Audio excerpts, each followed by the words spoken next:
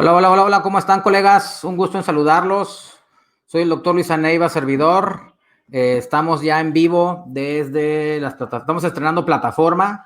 Estamos aquí en la plataforma de StreamYard. Espero y esté todo correcto. Estamos experimentando esto por primera vez. Les comento, bueno, al que esté un poquito, al que no nos vio anteriormente, hace una semana en la plataforma anterior, que era Zoom, pues por cuestiones del destino siempre dejamos la clave en la invitación para que no sea una barrera para nuestros doctores y puedan acceder, y la verdad tampoco soy la persona más tecnológica del mundo y tampoco pongo esos parámetros para impedir que los extraños se inscriban. Y bueno, total, se hizo un show, nos interrumpieron la plática, nos sabotearon la plática y ni hablar, ¿no? Entonces estamos ahorita experimentando con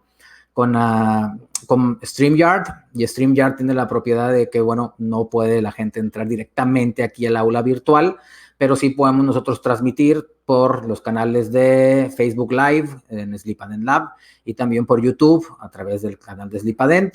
Estamos tratando de que esto sea de la mejor manera. Y bueno, tenemos ahorita nuestro invitado ya lo tuvimos también la semana pasada, pero en otro giro que es el de negocios. Con él vimos un poco la parte de storytelling, que lo vimos el jueves pasado. Nos fue muy bien, gracias a Dios. Y ahora, bueno, él tiene esta dualidad que a mí me gusta mucho. Pues no me puedo comparar porque la verdad él es un titán en esto del sueño y de esto del dolor orofacial. Pero él tiene una parte de su cerebro es de innovación y esta otra parte es él es más que nada orofacial pain, y lo transportamos y lo conectamos con los trastornos del sueño. Voy a leer un poco su currículum. Él es, primero que nada, es el doctor Antonio Romero García. Él es de España, él es de Valencia. Él es buen amigo mío, lo conocí en una etapa en Tufts University, y ha estado con nosotros la semana pasada. Ahorita va a compartir valor con dolor orofacial. Le voy a dejar un poco su currículum, que lo pueden ustedes leer.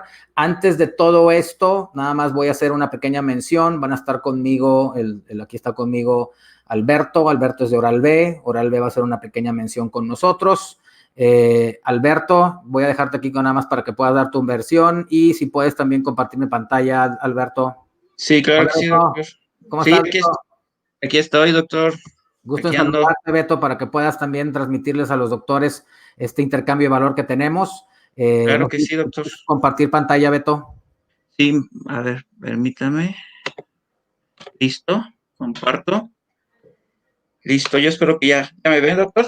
Ya te vemos, listo para que hagas Perfecto, una mencioncita, para que menciones lo que tengas que mencionar con los odontólogos de Latinoamérica. Dale, Beto. perfecto, doctor. Muchas gracias. Pues bueno, me presento, yo soy el representante de la compañía Oral B. Yo soy el doctor Alberto Rodríguez. Y pues bueno, algo que hemos venido desarrollando, innovando, son productos que, pues bueno, sabemos que uno de cada dos pacientes sufre problemas de encía. Incluso creo que junto con caries son de los problemas o condiciones que vemos a diario, ¿no? Y algo que nosotros sabemos como odontólogos es que en nuestra boca habitan entre 500 y 1000 formas de placa dentobacteriana, pero muchas veces están adheridas ese biofilm en esas superficies que son visibles, pero más que nada en las áreas interproximales y en otros espacios que no son visibles, es ahí donde nosotros vamos a tratar de, o más que nada, desarrollar productos que les sean mucho más fáciles a los pacientes y que en algún dado momento podamos nosotros facilitarles la vida, ¿no? Esa es una de las innovaciones que normalmente nosotros desarrollamos para este año, ¿no? Y pues para eso, pues bueno, ahorita en la actualidad tenemos, hace 6 meses para acá, tenemos un producto que es una pasta nueva, es una pasta que vino a innovar la parte del mercado de los productos de dentríficos, porque pues bueno, sabemos que en algún momento hay dentríficos que ya no están en el mercado por ciertas circunstancias o problemas que se tuvieron, y pues bueno, se quedaron un poquito en la parte de las pastas, un poquito, ¿cómo les puedo decir?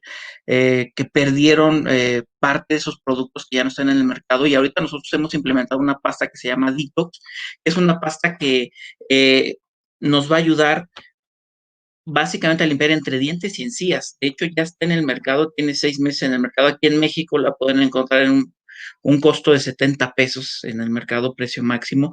Venimos con Oral-B. Aparte, pues bueno, es una pasta que tiene una fórmula que únicamente van a encontrar ustedes que se llama fluoruro de estaño estabilizado.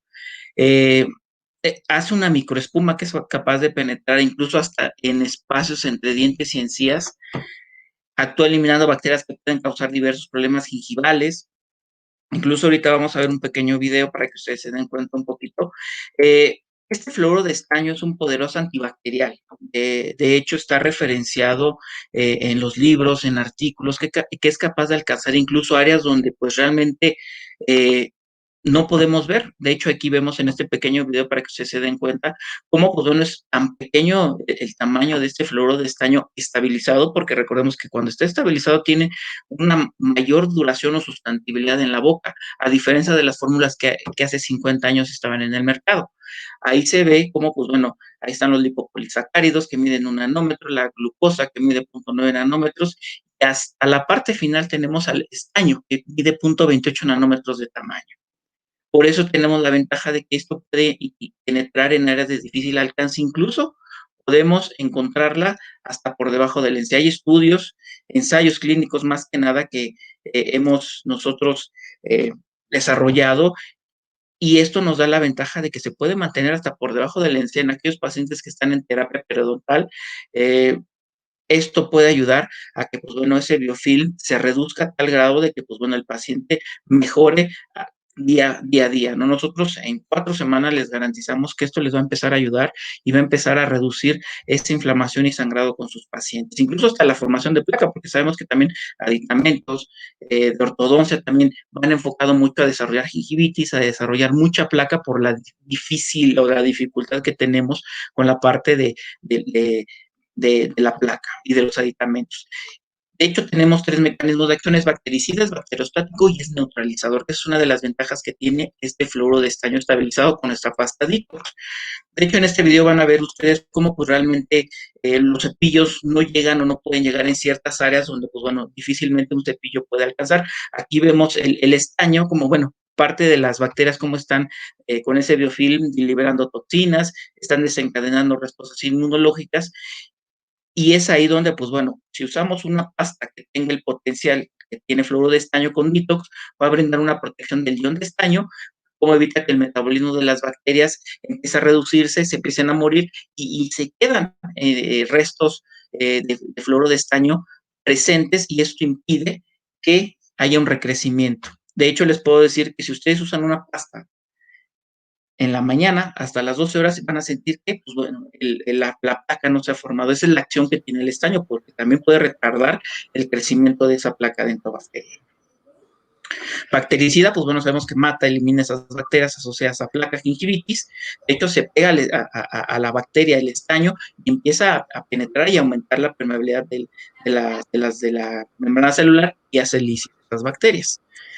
También tenemos la parte que es bacteriostática, que ya hemos platicado, que les va a brindar una capacidad de 12 horas en aquellos pacientes que, pues bueno, acumulan mucha placa o que tienen gingivitis. Eso les va a empezar a ayudar a reducir sus niveles de placa y de sangrado. Aparte, con el poder neutralizador, sabemos que las endotoxinas bacterianas o lipopolisacáridos, cuando se muere la bacteria en el interior, están esos lipopolisacáridos y van a empezar a estar libres y van a unirse a ciertos receptores que están en la boca. Se les llaman TLR, o más específico, y eso hace que el fluoruro de estaño impide esa unión y que vuelva a regresar el ciclo de esa gingivitis o de esos puntos de sangrado.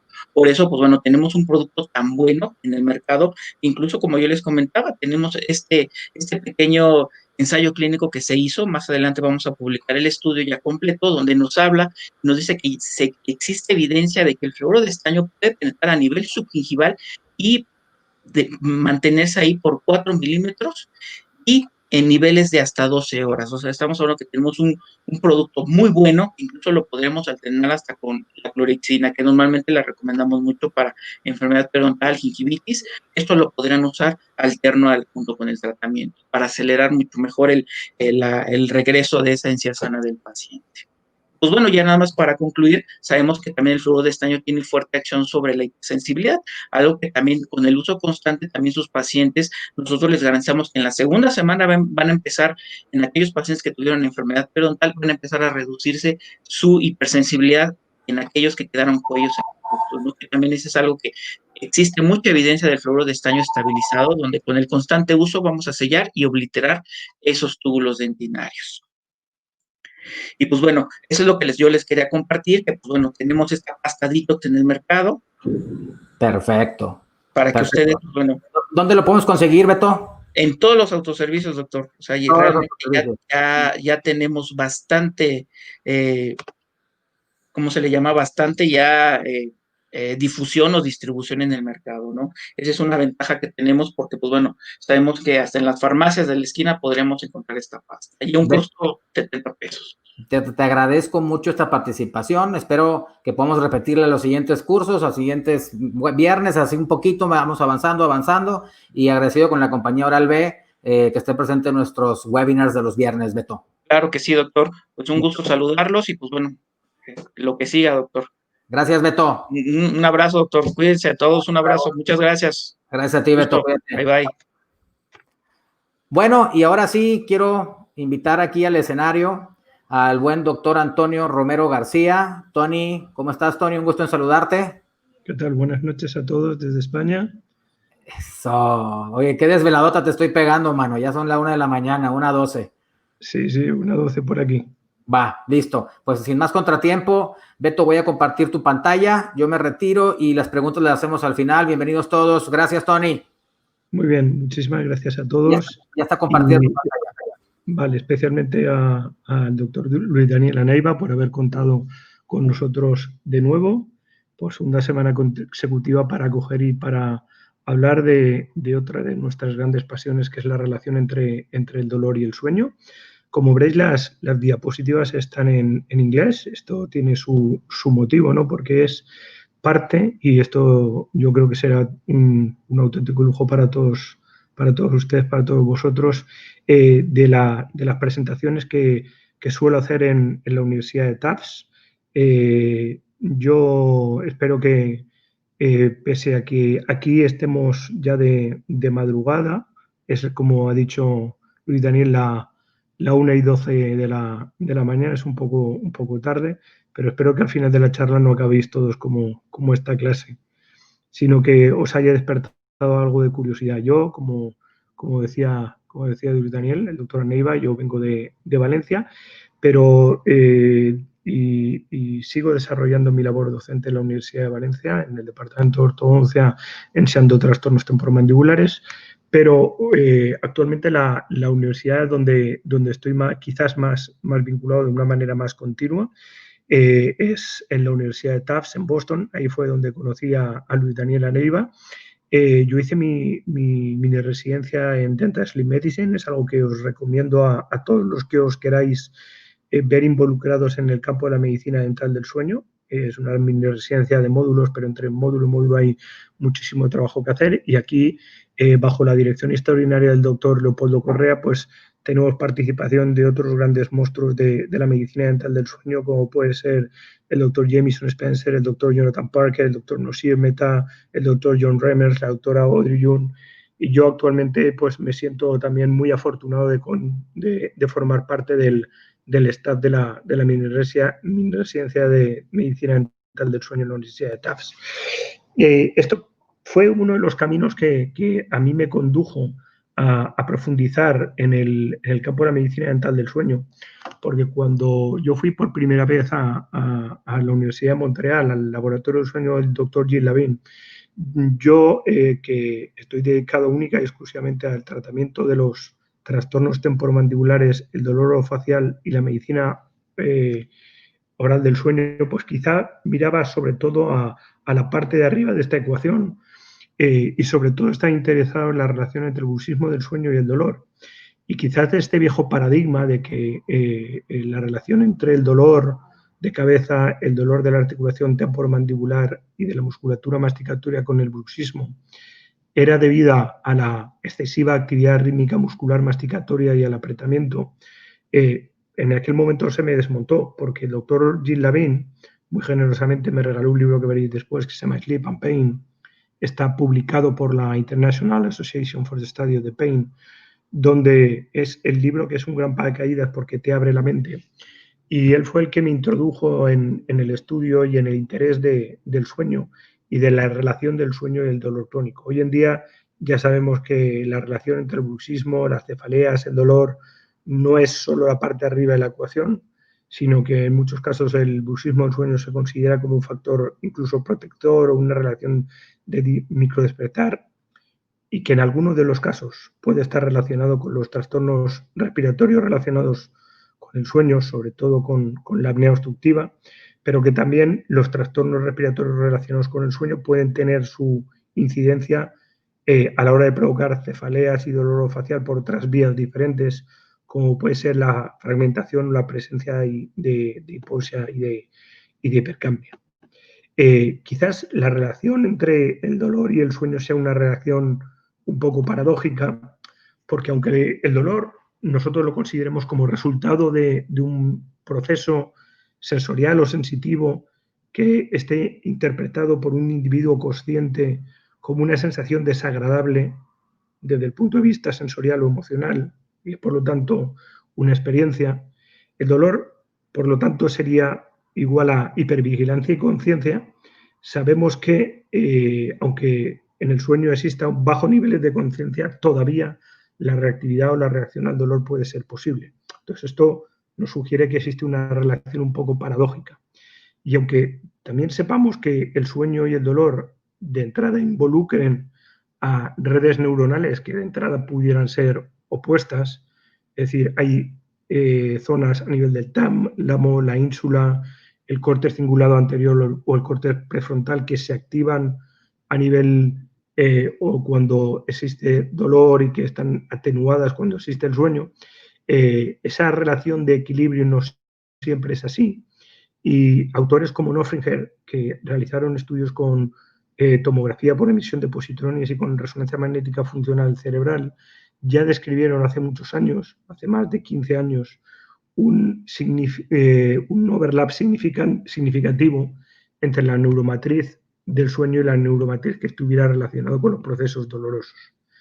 Es muy importante saber que existen ciertas áreas a nivel cerebral, talámico, del tronco de encéfalo cortical, que están relacionadas tanto con el sueño y con el dolor, y todo el que quiera saber más, yo le remito a este excelente artículo publicado por el doctor Gil Lavin de la Universidad de Montreal y por el doctor Barry Cecil de la Universidad de Toronto. Pero en el fondo, lo que reconocemos todos es que el dolor es una experiencia que siempre la hemos visto en términos de multifactorialidad, en el sentido que el contexto puede influir en la experiencia final del dolor del paciente, el aspecto cognitivo, como la hipervigilancia, la atención, la distracción, el catastrofismo, el estado de ánimo, la depresión, la ansiedad, evidentemente también el estímulo nociceptivo, pero el sueño se ha constituido también como parte de uno de los factores que pueden afectar la experiencia final del dolor percibida por parte del paciente. Y de hecho, cuando al cerebro humano se le priva del sueño, y esto es un estudio relacionado, realizado con resonancia magnética funcional cerebral, vemos que existe también una pérdida de la capacidad de atención y de la memoria de trabajo, también existe una pérdida del procesamiento aversivo y existen varios estudios que hacen ya los primeros, en 1975 por Modolsky, que relacionaban la privación del sueño con la afectación que existía a nivel de la percepción del dolor, donde se veía ya como resultados que habían disminución de los umbrales del dolor después de la deprivación del sueño de ondas delta y la presencia de mayor número de síntomas a nivel musculoesquelético cuando se privaba al paciente de ese sueño profundo, ese sueño reparador.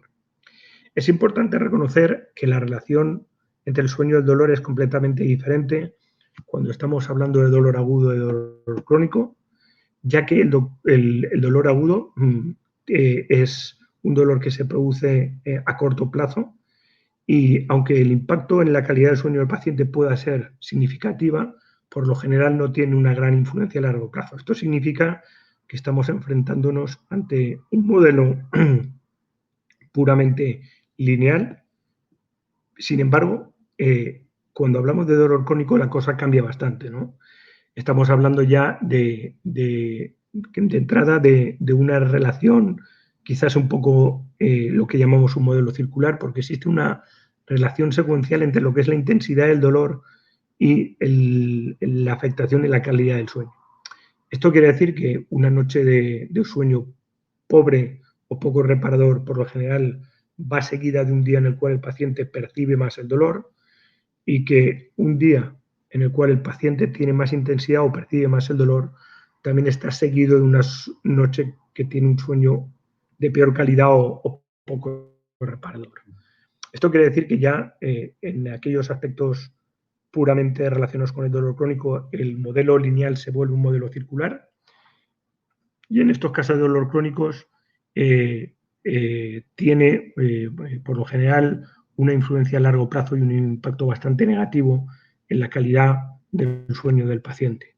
Es decir, aquello que veíamos primitivamente como una vía o como una calle de un único sentido, a mí me gusta siempre poner esta diapositiva.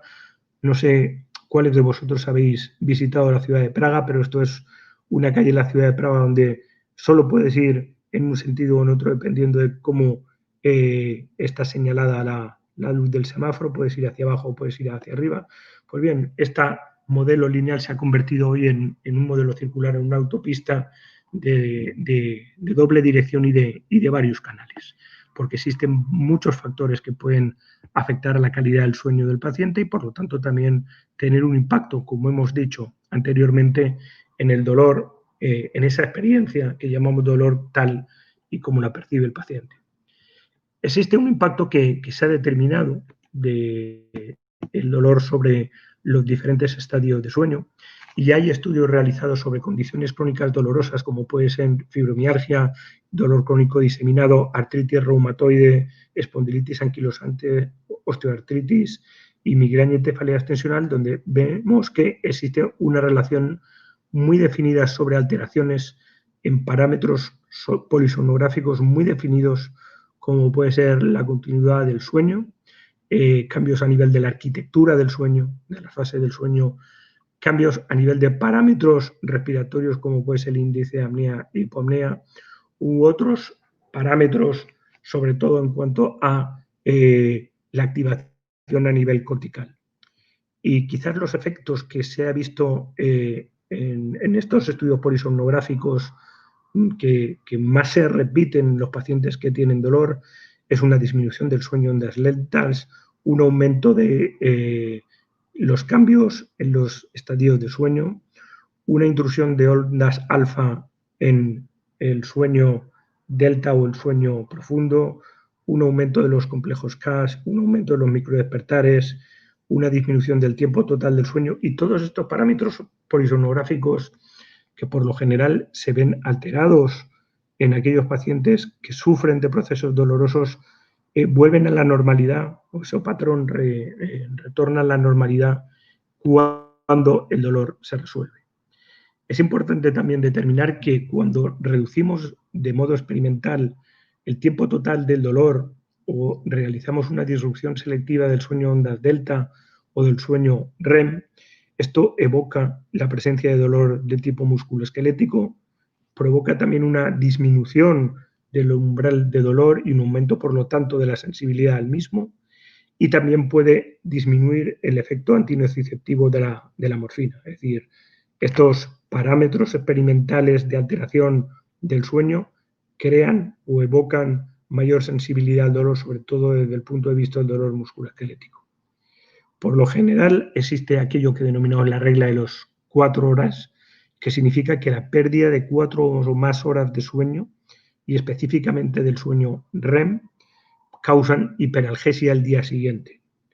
Esto tiene un significado muy importante, y es que la pérdida de horas de sueño aumenta el dolor, y que las medicaciones que tienen un impacto a la hora de disminuir el tiempo total de sueño o a la hora de afectar al sueño REM también pueden aumentar el dolor. Paradójicamente, como veremos posteriormente, algunas de estas medicaciones son medicaciones que los especialistas en dolor utilizamos para el tratamiento del mismo. Entonces, recordar siempre esa regla de las 4 horas. El privar al paciente de 4 más horas de sueño tiene un impacto muy significativo sobre el dolor que percibe el paciente. Existen, por otro lado, muchas condiciones de dolor crónico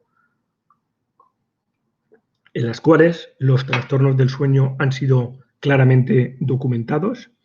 Y fijaros que las 3 primeras son o entrarían a formar parte del universo del dolor orofacial, porque las causas más frecuentes del dolor orofacial son los trastornos musculoesqueléticos, articulares y no articulares, aquello que denominamos trastornos temporomandibulares, las cefaleas de origen neurovascular, o los trastornos neurológicos que cursan con dolor, que en el caso de la esfera orofacial sería el dolor neuropático orofacial. Aparte de eso, existen otras entidades clínicas de dolor crónico que también, por supuesto, tienen un impacto a nivel del sueño, pero cuando hablamos de dolor orofacial o nos centramos en el dolor crónico del área orofacial, tenemos una serie de características interesantes a las que debemos de prestar atención. Una es que el sueño pobre o poco reparador es uno de los predictores más importantes para la persistencia del dolor orofacial. Es decir, cuanto más pobre sea el dolor, más posibilidades hay de que el paciente presente dolor orofacial persistente, y que la fragmentación del sueño, por otro lado, provoca un aumento del dolor de características musculoesqueléticas dentro del área orofacial. Es decir, la fragmentación del sueño es uno de los parámetros más importantes para la aparición de trastornos musculoesqueléticos orofaciales como los trastornos temporomandibulares. A partir de aquí, y ya centrándonos un poco en los despertares que están relacionados con el dolor en el paciente con dolor orofacial, hay que resaltar que el 30% de los pacientes se reportan haber sido despertados por el dolor, que los pacientes que reportan esos despertares relacionados con el dolor tienen mayor severidad o intensidad en sus escalas de dolor, que los pacientes con dolor neurovascular o preneuralgia trigeminal tienen 4 veces más posibilidades de ser despertados por dolor, y finalmente que aquellos pacientes con despertares relacionados con el dolor tienen mayores índices de sensibilidad a la palpación de la musculatura. Existen varios mecanismos por los cuales los trastornos respiratorios relacionados con el sueño pueden contribuir a la presencia de dolor con el paso del tiempo. Y es que existen varios fenotipos o componentes fenotípicos importantes de los trastornos respiratorios relacionados con el sueño. Los 3 principales son la disrupción o la fragmentación del sueño que se produce en cada microdespertar que sigue a cada episodio de apnea. Después, la hipoxemia nocturna recurrente, relacionada, por supuesto, con estos episodios de apnea y con las caídas de la saturación de oxígeno. Y, por último, la inflamación sistémica. Pues bien, estos 3 componentes fenotípicos comunes a los trastornos respiratorios relacionados con el sueño están relacionados con una alteración en el procesamiento normal del dolor. Por lo general, en los trastornos primarios del sueño y en las condiciones dolorosas crónicas, la duración no es tan reducida, pero su continuidad sí que está. Existe una disrupción, una fragmentación por breves microdespertares. Los despertares experimentales cada hora del sueño producen un aumento a la sensibilidad al dolor, tanto al frío como a la presión. En el caso del síndrome de apnea obstructiva del sueño, se asocia con mayores ratios de fragmentación de sueño. En los casos más severos ocurren cada minuto, es decir, cuanto más severa sea la apnea, mayor número de microdespertares y mayor es el ratio de fragmentación del sueño.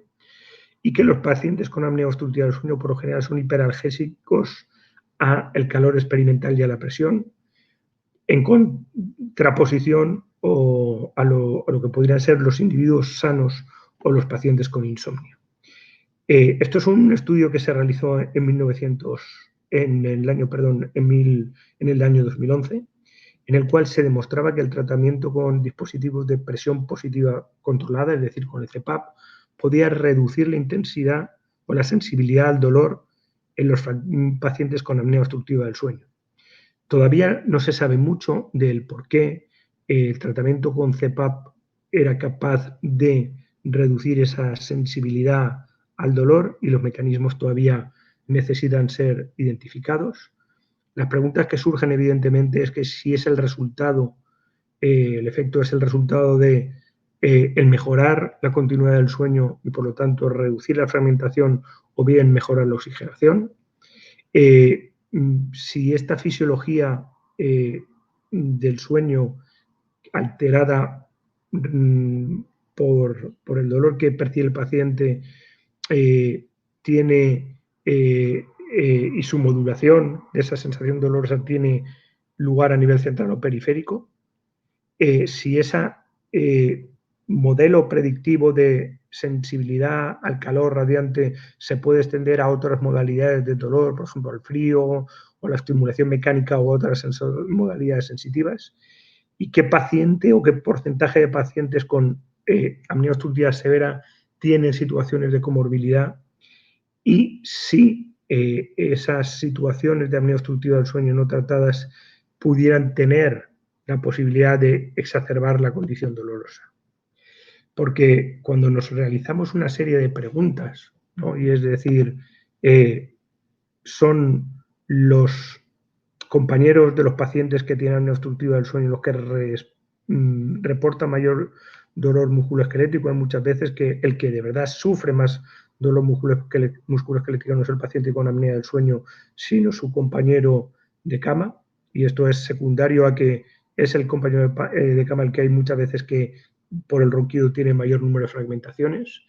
Si nos preguntamos si el paciente con apnea obstructiva del sueño cumple el perfil o encaja con ese perfil del dolor musculoesquelético crónico, la respuesta evidentemente es no, porque en dolor musculoesquelético crónico tenemos más mujeres que hombres, son mujeres no con edad muy elevada, no con los pacientes con apnea obstructiva del sueño, y los pacientes con apnea obstructiva del sueño suelen tener mayores índices de obesidad, al contrario con los pacientes de dolor musculoesquelético crónico. ¿Qué es lo que diferencia al paciente con apnea obstructiva del sueño del paciente con síndrome de resistencia de vías aéreas superiores?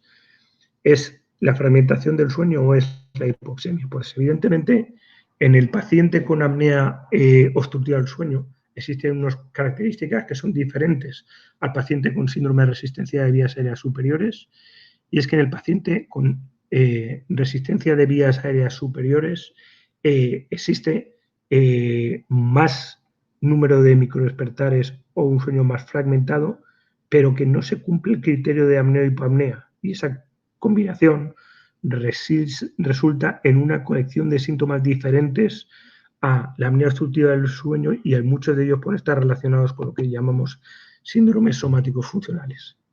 Es decir, tanto la hipoxemia nocturna como la disrupción del sueño están asociados con algunos descriptores polisomnográficos como pueden ser el índice apnea-hipoapnea, el índice de saturación o el índice de microdespertares, pero el número de estadios del sueño o el número de WASO, pues despertares después de entrar en sueño, están relacionados más con la disrupción del sueño, pero no con la hipoxemia. Es decir, los pacientes con síndrome de resistencia de vías aéreas superiores tienen una serie de componentes fenotípicos claramente diferentes, y es que no cumplen los criterios de hipoxemia necesarios para la apnea del sueño, pero sí que tienen una serie de índices de fragmentación. Aquí veríamos una tabla comparativa entre los pacientes con síndrome de resistencia de vías aéreas superiores y pacientes con apnea obstructiva del sueño,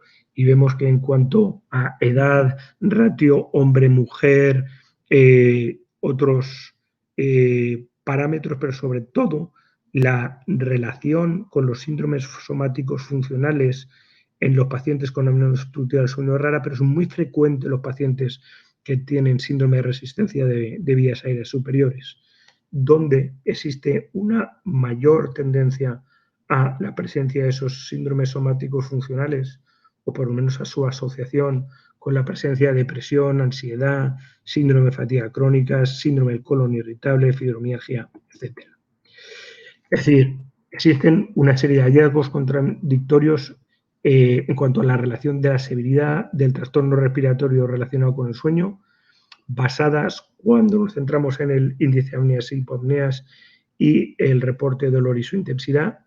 Y es que los pacientes con síndrome de resistencia a vías aéreas superiores tienen mayor tendencia que los pacientes que tienen apnea del sueño a reportar mialgia.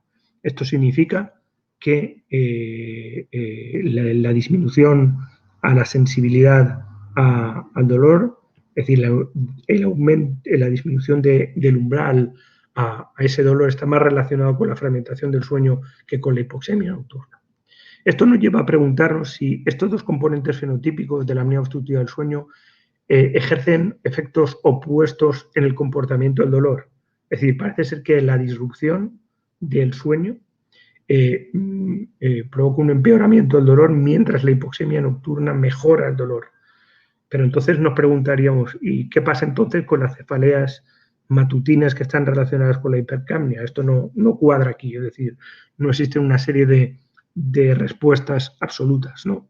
Y después también se comenta que dependiendo de la severidad de la hipoxemia nocturna en los pacientes con apnea obstructiva del sueño severa, esta última podría enmascarar la hiperalgesia provocada por la irrupción del sueño o incluso conducir a la hiperalgesia. Evidentemente los resultados son muy dispares y vemos aquí cuando se realiza una revisión sistemática sobre la asociación de la apnea obstructiva del sueño con el dolor en adultos, vemos que en algunos casos la apnea obstructiva del sueño y la severidad de la misma aumenta la tolerancia al dolor. Sin embargo, hay otros autores en los cuales reportan absolutamente lo contrario, que la apnea obstructiva del sueño disminuye la tolerancia al dolor en comparación a la no presencia de apnea obstructiva del sueño. A partir de aquí existe una serie de mecanismos por los cuales los trastornos respiratorios relacionados con el sueño pueden contribuir a la presencia del dolor con el paso del tiempo, y es que los mecanismos del dolor relacionados con los trastornos temporomandibulares crónicos están muy relacionados con los procesos de centralización. En el estudio OPERA, que fue un estudio que todavía se está realizando, desarrollando en sus diferentes partes, pero en la primera parte, pues se vio que la presencia de signos y síntomas de apnea obstructiva del sueño estaba asociada con un aumento de la incidencia de los trastornos temporomandibulares de primera aparición, y que en el estudio de casos y controles, que fue la segunda parte, los trastornos temporomandibulares crónicos eran 3 veces más prevalentes o más frecuentes entre adultos con sospecha alta o relativamente alta de padecer apnea obstructiva del sueño, independientemente de su calidad. En cuanto a los resultados globales del estudio OPERA, vemos que algunos de los factores de riesgo para el desarrollo de los trastornos temporomandibulares, aparte de los autorreportes de parafunción, la frecuencia de otros síntomas somáticos en otras localizaciones del organismo y la presencia de una serie de genes, porque existía un estudio genético de por medio relacionado con los caminos o por las vías serotoninérgicas y el estrés, era precisamente una poca calidad del sueño. Esto llevó a formular un nuevo paradigma en el cual, pues, bajo una base de genes que predisponían al paciente a desarrollar trastornos temporomandibulares, ciertas situaciones que provocaban un fenotipo de paciente con alto distrés desde el tipo psicosocial o alto estado de amplificación al dolor, bien por alteraciones de la función neuroendocrina, por alteraciones de la función del sistema nervioso autónomo, regulación limitada del dolor o estadios proinflamatorios que, como hemos visto, están muy ligados a los trastornos respiratorios relacionados con el sueño, pues la interacción de esos estados de distrés psicológico y de amplificación del dolor tenían como resultado la aparición de signos y síntomas subclínicos, dolor transitorio y finalmente dolor pertinente dentro de lo que eran los trastornos temporomandibulares.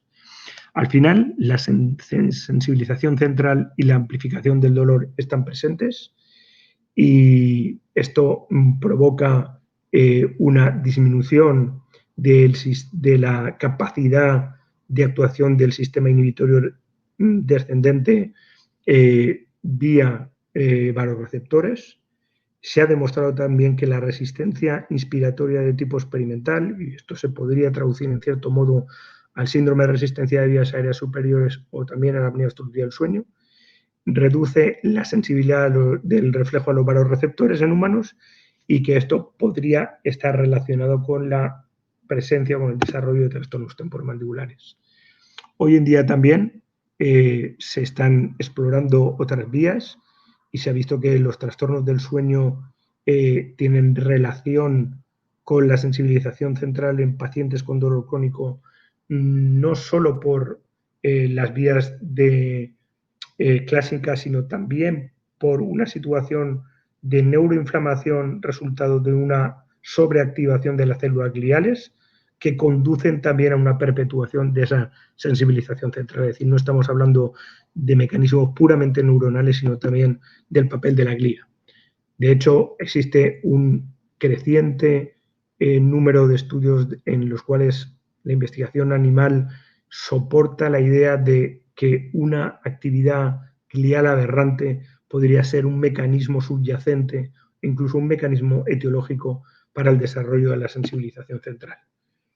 Veremos posteriormente de que ciertos mecanismos de drogas o fármacos en experimentación para disminuir la actividad de la neuroglía se están dirigiendo para tener una actividad en los pacientes con dolor crónico. Siempre consideramos los trastornos temporomandibulares como dentro de esas síndromes somáticos funcionales en los cuales partiendo de la base de fenómenos de sensibilización central pueden haber una miríada de signos y síntomas comunes o una superposición de trastornos que se presentan con bastante frecuencia de un modo común.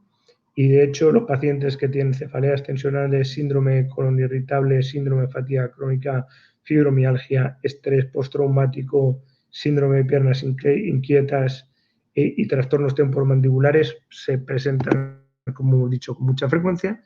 Una cosa son los síndromes clínicos de sensibilidad central, como pueden ser los que hemos comentado, pero todos ellos tienen en común que existen unos factores iniciales, potenciales, que son basados en ciertos fenómenos de sensibilización central debidos a alteraciones de la función inmune y neuroendocrina, alteraciones a nivel del sistema nervioso autónomo, pérdida de la inhibición, control o del reflejo inhibitorio descendente del dolor y, como veis aquí, también bajo también una pobre calidad del sueño. Es decir, hoy en día hemos visto que existe una serie de cambios que se observan en todos aquellos pacientes que tienen fibromialgia, dolor crónico diseminado, trastornos temporomandibulares y artritis reumatoide, que veis aquí y que se han podido constatar de modo objetivo en los estudios con fibromialgia. Fijaros que no dejan de ser un poco más de tener un poco menos de cantidad total del sueño, una eficacia menor del sueño, mayor duración de los estadios de sueño en los cuales se descansa menos, como es la primera fase de sueño, una disminución del sueño delta, presencia de más fenómenos de microdespertar, etc. Este fue el primer estudio de laboratorio en el cual en pacientes con trastornos temporomandibulares se les realizaba estudio con polisomnografía completa y fijaros qué resultados más interesantes tuvimos. En contra de la tendencia que tenemos a pensar que los trastornos temporomandibulares, y esto en cierto modo también el estudio ópera nos llevó en esa dirección a la hora de pensar que existía una relación muy importante con los trastornos respiratorios relacionados con el sueño y en concreto con la apnea obstructiva del sueño, el trastorno del sueño más prevalente en los pacientes con trastornos temporomandibulares no es la apnea obstructiva, es el insomnio. con un 35,8%. Después la apnea obstructiva del sueño tiene un 28,4%. El bruxismo del sueño, los resultados son un poco paradójicos o curiosos, porque cuando se basaban en autorreportes, casi el 73% de los pacientes reportaban apretar o rechinar los dientes por la noche, y sin embargo, cuando aplicábamos los criterios estrictos de investigación para el bruxismo del sueño, tan solo el 17,3% de los pacientes cumplían estos criterios, mucho menos de los esperados. La gran sorpresa viene aquí, y es que casi el 50%, el 45,3% de los pacientes con trastornos temporomandibulares, cuando les sometemos a un estudio de polisomnografía, casi todos tienen más de un trastorno del sueño asociado. Y esto es un hallazgo bastante interesante. Fijaros que en este estudio de 124 mujeres y 46 controles, las mujeres con trastornos temporomandibulares, los pacientes con trastornos temporomandibulares presentaban un aumento de la fase 1 del sueño, es decir, un sueño más ligero, más microdespertares y menor eficiencia del sueño, es decir, pasan tiempo en la cama pero duermen poco.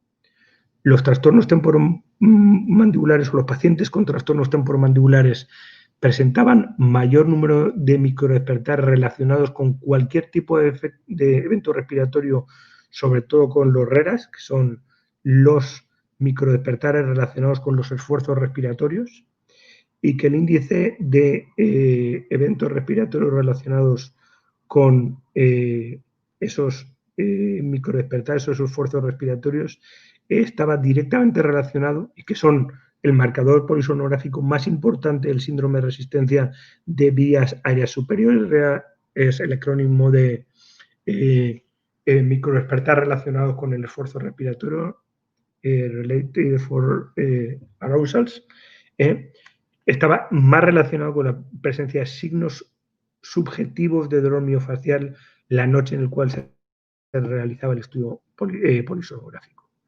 Evidentemente, todos ellos han sido relacionados con un mayor estado de amplificación del dolor, es decir, una hiperalgesia, y con ciertos perfiles psicológicos. Evidentemente, en ciertos trastornos temporomandibulares, sobre todo los trastornos temporomandibulares de carácter crónico y de carácter miogénico, en esa muestra de pacientes, casi el 20% cumplían los criterios de investigación para el síndrome de fatiga crónica, el 13% para los criterios de investigación de fibromialgia, el 65% del síndrome de colon irritable y el 8% de cefaleas tensionales. Esto nos lleva a aseverar que sería muy interesante que cuando evaluemos pacientes con trastornos temporomandibulares sea más que recomendable hacer un screening para situaciones de comorbilidad, de cualquier tipo de trastorno del sueño, pero sobre todo fibromialgia y síndrome de fatiga crónica o síndrome de dolor crónico diseminado. Por otro lado, el sistema nervioso simpático también parece jugar un papel muy importante, y es posible que esa estimulación aumentada del sistema nervioso simpático que se observa en todos los pacientes que tienen apnea obstructiva del sueño sea el punto donde subyace ese aumento de la prevalencia de los trastornos temporomandibulares, hasta tal punto que se ha demostrado que los individuos que son genéticamente más predispuestos a un aumento de la sensibilidad a las catecolaminas también tienen un mayor riesgo de desarrollar los trastornos temporomandibulares. Evidentemente, los estudios que se han realizado hasta ahora tienen una serie de limitaciones, y es que eran muestras muy pequeñas o muestras referidas de una clínica ya, con lo cual no estamos realizando un primer sesgo en la selección de los individuos. La gran mayoría se realizaban en mujeres de edad mediana, a los cuales se les retiraba su medicación, con lo cual el efecto de la medicación no influía. Los varones estaban excluidos de esos estudios, con lo cual nos lleva a preguntar, ¿acaso el sexo no influye y el factor hormonal no influye como factor de riesgo? La influencia de las hormonas y de la menopausia pocas veces se controla, y sobre todo el dolor, la depresión y los trastornos del sueño eran evaluados sobre todo con autorreportes, utilizando definiciones que muchas veces eran diferentes. Y después, además, existía una serie de críticas sobre aspectos metodológicos en cuanto a el tipo de test sensoriales cuantitativos.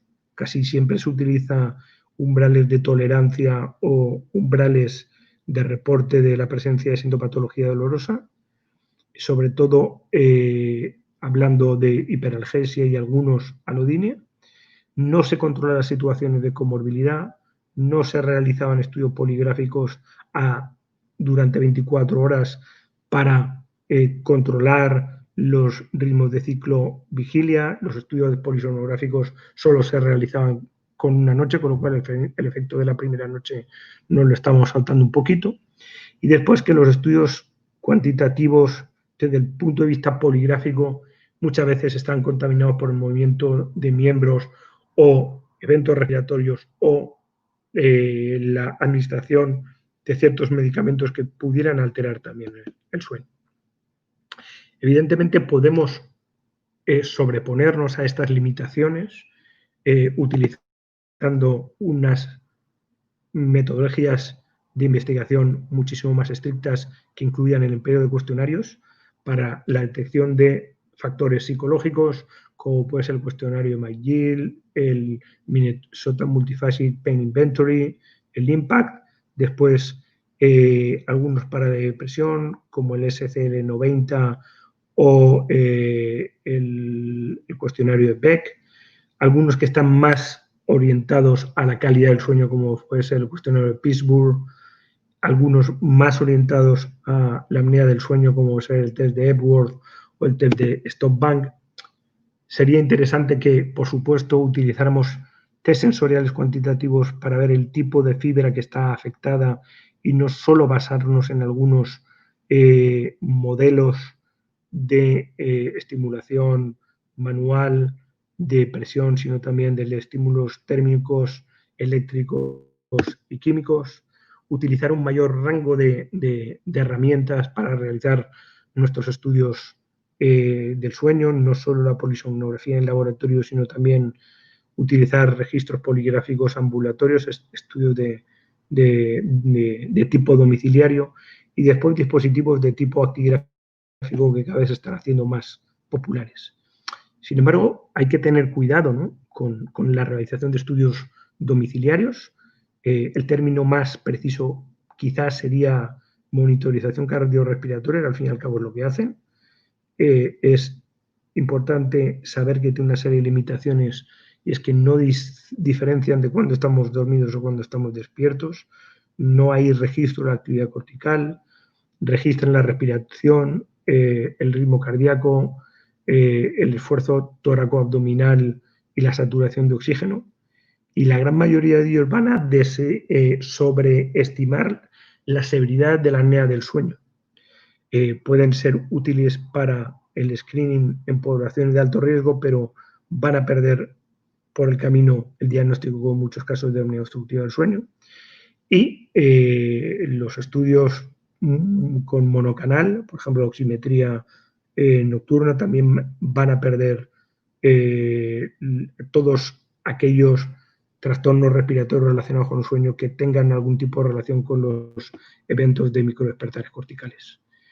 Como conclusión, hay que tener en cuenta que, bueno, la polisomnografía sigue siendo necesaria para hacer el diagnóstico diferencial de cualquier trastorno del sueño y muy especialmente para intentar investigar su interacción con los fenómenos de dolor crónico, y que es muy importante también identificar las alteraciones fisiológicas específicas que pueden contribuir a la fragmentación del sueño, a la pobre calidad del sueño y a las sensaciones poco confortables que pueden conducir finalmente a la somnolencia diurna excesiva, que es una de las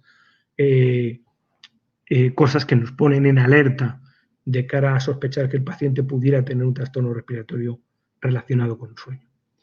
A partir de aquí, ¿dónde se encuentra los estudios de investigación, el futuro de los estudios de investigación? ¿Dónde están nuestras posibilidades? Nuestras posibilidades están sobre los estudios genéticos. Ahora estamos en la época de la genética y ya sabemos que hemos logrado identificar genes que están involucrados en aspectos específicos de la transmisión, de la transducción, de la conducción, de la modulación y de la percepción del dolor. Es decir, podemos hilar muy fino a la hora de saber qué genes están involucrados en cada uno de los procesos dolorosos, y esto es importante.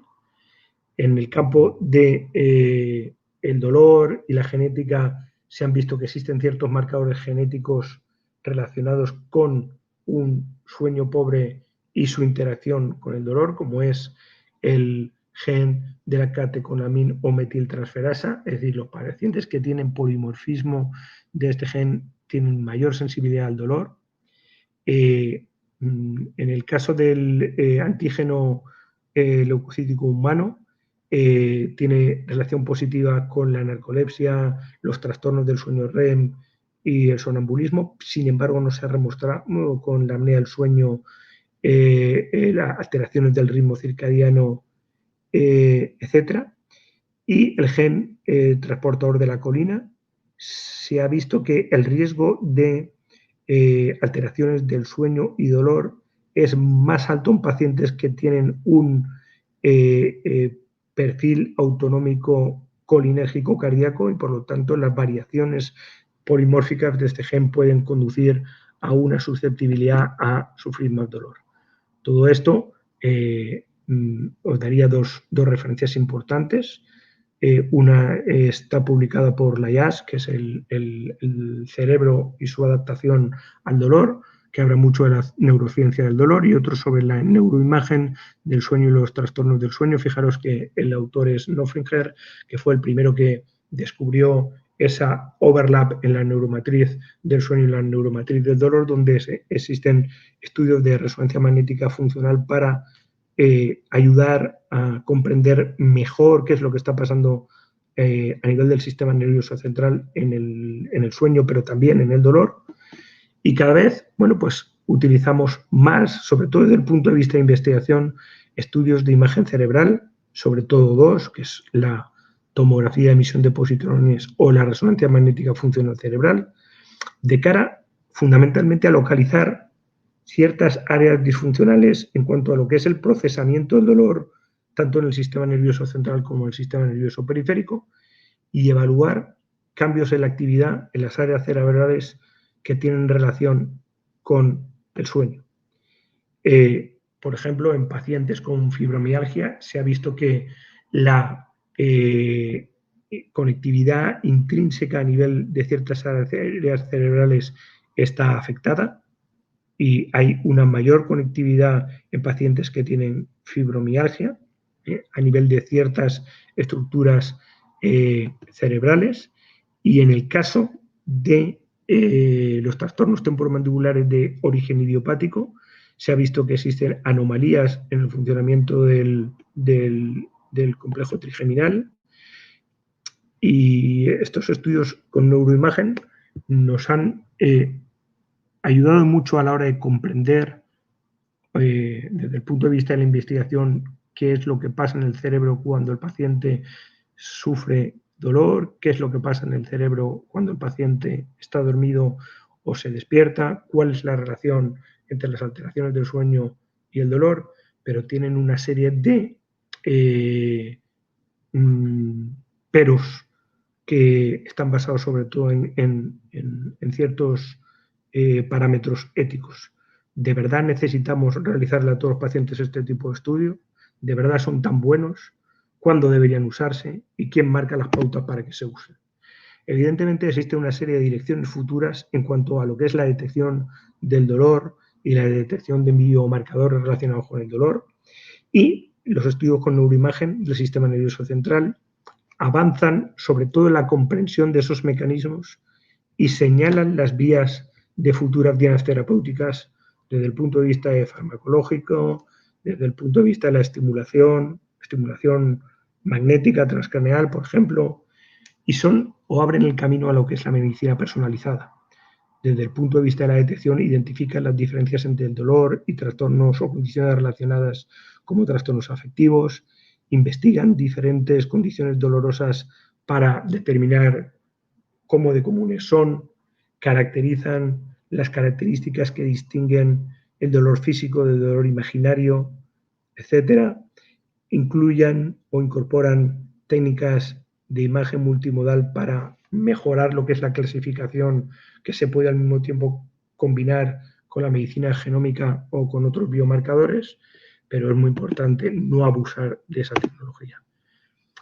Cuando ya hablamos, y esto es quizás el aspecto más práctico o las conclusiones más prácticas que podemos sacar en esta conferencia de cómo manejamos los trastornos del sueño en aquellos pacientes que tienen dolor crónico, es muy importante el reconocer que menos es siempre más y que vamos a intentar abordar los problemas de la manera más conservadora posible. Yo os recomendaría estos 2 artículos para ver cómo vamos a manejar los trastornos del sueño en los pacientes con dolor crónico y sobre todo porque habla de la interacción en cuanto a manejo del dolor y del sueño, sobre todo desde el punto de vista ontológico. Y lo primero es que debemos de detectar cuál es la alteración principal del sueño que sufre el paciente. Ya sabemos que en el caso de los trastornos temporomandibulares, el insomnio es el primero, los trastornos respiratorios relacionados con el sueño, desde ronquido primario hasta la apnea del sueño, es el segundo más frecuente, pero también existen otras alteraciones que pueden venir vinculadas a la presencia de trastornos temporomandibulares o condiciones crónicas en general, como es el movimiento periódico de miembro, la presencia de bruxismo del sueño, el síndrome de piernas inquietas, alteraciones del ritmo circadiano, etc. Es muy importante cuando abordemos el tratamiento y existan condiciones de comorbilidad que compliquen los procesos, el conocer que el no tratar un trastorno del sueño, no tratar una ansiedad, no tratar una depresión concomitante va a interferir con el tratamiento de las condiciones de dolor crónico, sobre todo aquellas condiciones de dolor crónico de carácter neuropático, con mucho el dolor más difícil de identificar y de tratar. Hay que tener en cuenta también que el dolor exacerba o agrava esas situaciones de comorbilidad, es decir, a más dolor, mayor ansiedad, mayor depresión, mayor alteración del sueño, con lo cual es un todo que se correlaciona y se retroalimenta. Y después, reconocer también, y esto es quizás una de las mayores enseñanzas que hayamos obtenido dentro de la aplicación de los tratamientos farmacológicos para el dolor crónico y las situaciones de comorbilidad, y es que las medicaciones que tratan al mismo tiempo el dolor y la situación de comorbilidad siempre son las más beneficiosas. De ahí el empleo de ciertos tipos de antidepresivos para el manejo del dolor crónico y las alteraciones del sueño. A partir de aquí, sabemos que la apnea del sueño es una condición. Hemos entrado en una era de un nuevo paradigma, porque ya no estamos hablando solo de un colapso a nivel de la orofaringe que nos crea un proceso en el cual existe un colapso en la vía aérea superior que nos lleva a una hipoxia, a una situación de arousal o microdespertar, etcétera, sino que existen múltiples parámetros que pueden generar la apnea del sueño y sobre todo que existe una relación muy importante de cara a saber que la apnea del sueño es un problema mucho más complejo, sobre todo en cuanto a las consecuencias en los diferentes órganos y sistemas. Una serie de consecuencias a nivel neurocognitivo, una serie de consecuencias a nivel endocrino metabólico, cardíaco, etc. Por lo tanto, deberíamos comenzar con un screening de todos nuestros pacientes y, sobre todo, en los pacientes con dolor crónico deberíamos hacer un screening sobre la presencia de trastornos del sueño concomitante. Esto nos lleva a realizar un registro de la historia de sueño del paciente, a evaluar la presencia de comorbilidades o alteraciones en el estilo de vida del paciente y también una evaluación de rutina del sueño. A partir de aquí existen ciertos cuestionarios, por ejemplo, que están más focalizados a la insomnia, como pueden ser el cuestionario de Pittsburgh, etc. Y algunos cuestionarios que están más orientados a la detección o a la caracterización de los trastornos respiratorios relacionados con el sueño. El caso de la apnea obstructiva del sueño, pese a que el Epworth sea el más famoso, yo soy más partidario de Stop Band porque nos predice mucho mejor el riesgo de padecer apnea obstructiva del sueño. El Epworth, al fin y al cabo, en el fondo, lo único que hace es valorar la somnolencia diurna residual, que pueden haber otras muchísimas causas.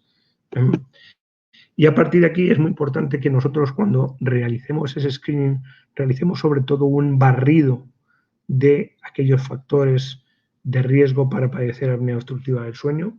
Estas imágenes están sacadas del capítulo que publicamos el doctor Ferreira y yo conjuntamente en su libro, que se llama Orofacial Pain Conditions, y hay un capítulo sobre apnea del sueño y hablamos de factores de riesgo modificables y no modificables. Y a partir de aquí, bueno, pues centramos nuestro estudio en lo que es el examen clínico, con un examen intra y extraoral y en algunos casos algunos estudios complementarios para valorar la actividad a nivel sistémico.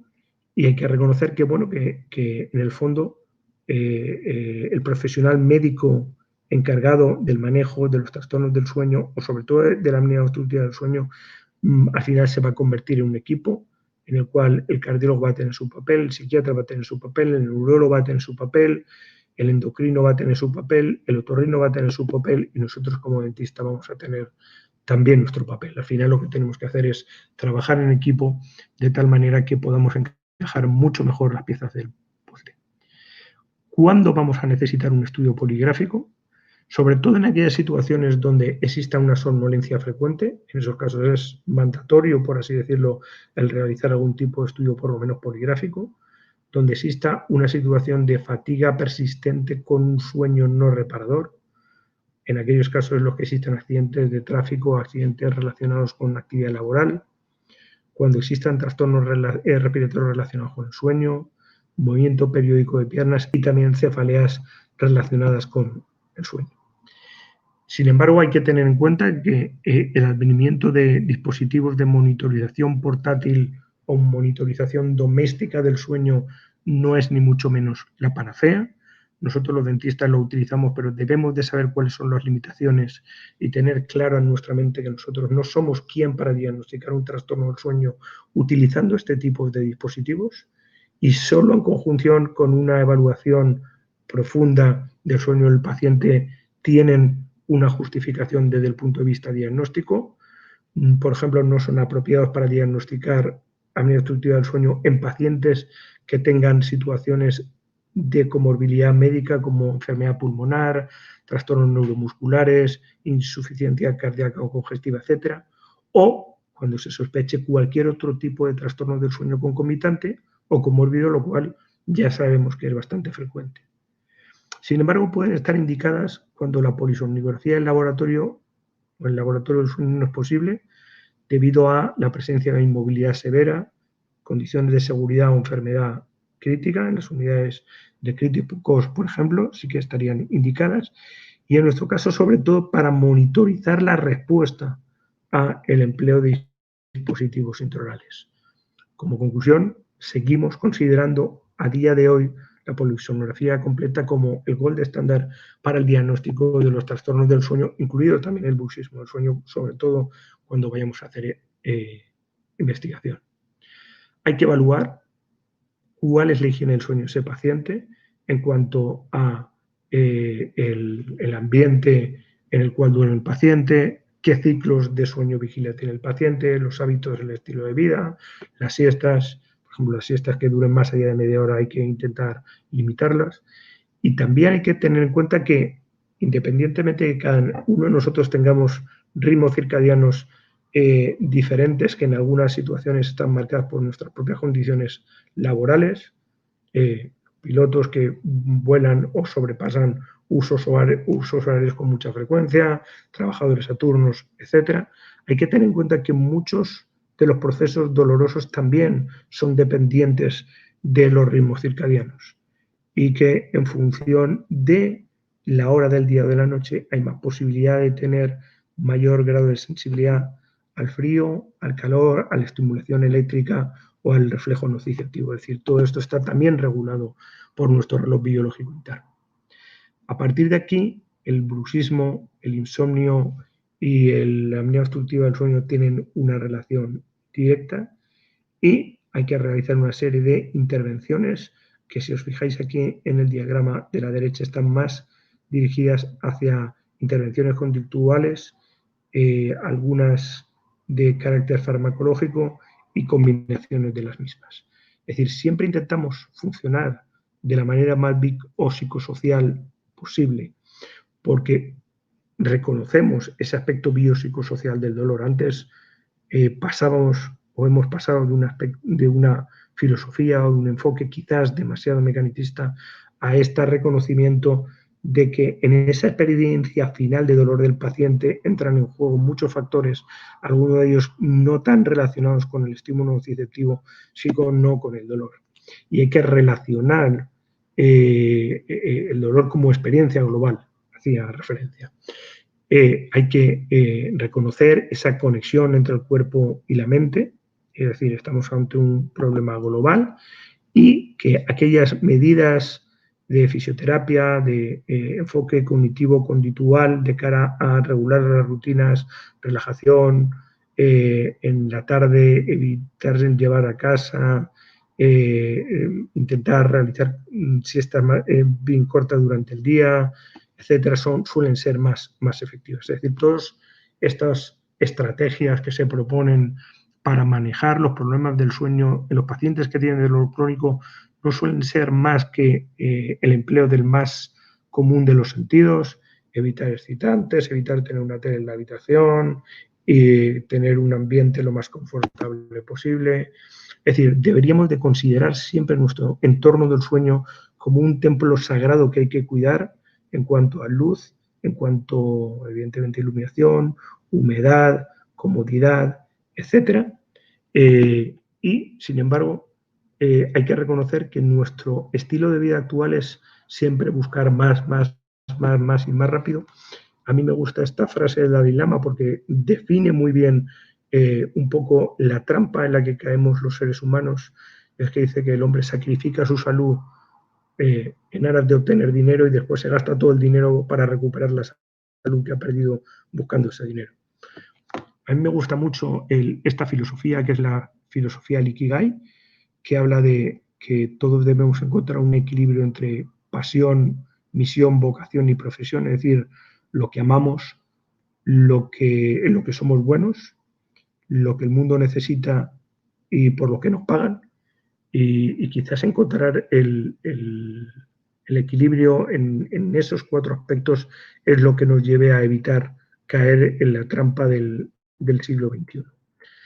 Aquí hay una serie de medidas farmacológicas que nosotros utilizamos en los pacientes con dolor crónico para mejorar el sueño. En casos de terapia a corto plazo, en condiciones leves, en condiciones más severas o persistentes, pero fundamentalmente utilizamos ciertos fármacos como relajantes musculares y su combinación con antiinflamatorios para los casos de tratamiento más corto plazo.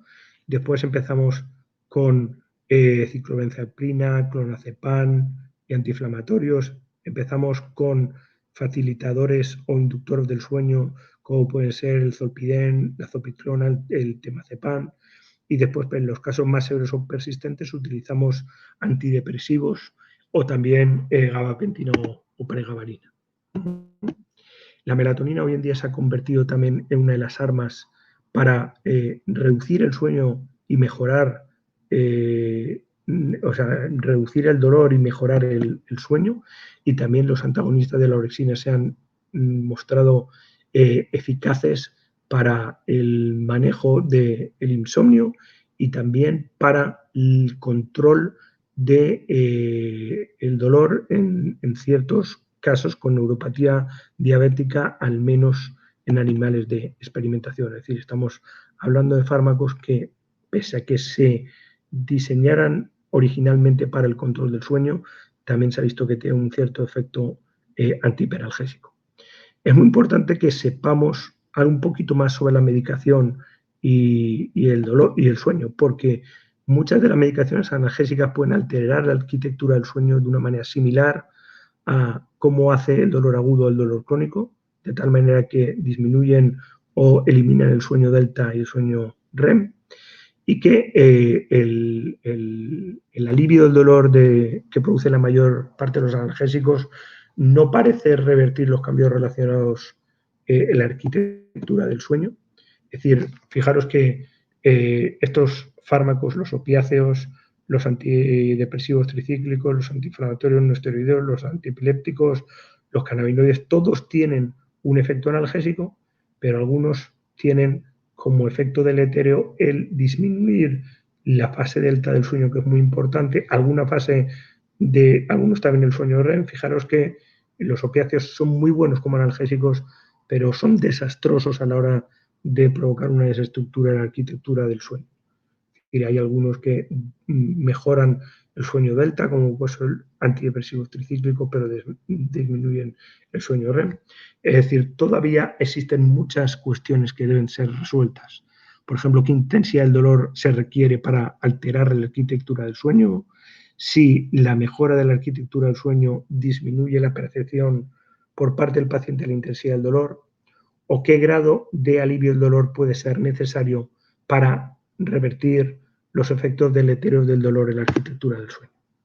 A partir de aquí, si os fijáis, hablamos antes de la actividad o de la hiperactividad de la neuroglía y su papel en la cronificación del dolor crónico.